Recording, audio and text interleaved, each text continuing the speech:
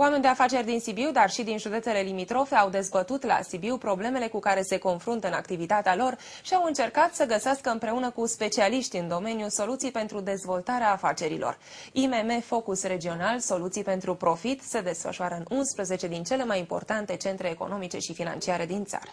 În cadrul seminarului au fost dezbătute probleme de interes pentru mediul de afaceri, cum ar fi identificarea soluțiilor de finanțare, returnarea de TVA, inspecția fiscală, accesarea de fonduri europene, consultanța pentru administrarea afacerii și asigurări. Problemele IMM-urilor, așa cum știți, sunt destul de multe. Ceea ce încercăm să prezentăm aici sunt diverse instrumente, lucruri care să ajute în managementul afacerii pe manageri, să-i ajute să-și minimizeze riscurile și totodată să aibă acces la finanțări și, bineînțeles, și la finanțările nerambursabile, fie ele din fonduri europene, fie din surse guvernamentale. La seminar au participat oameni de afaceri, experți de la companii de consultanță, dar și oficialități locale.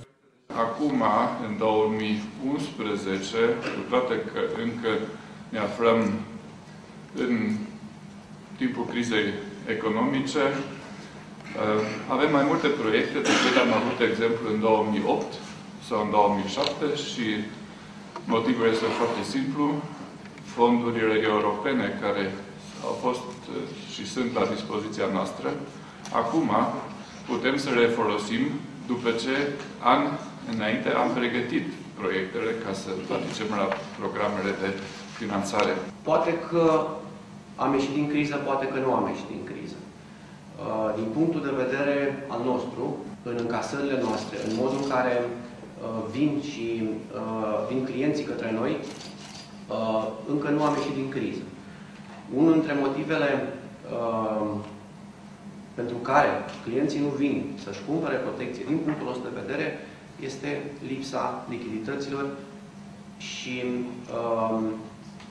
orientarea priorităților către de a îndrepta fondurile către altă zonă.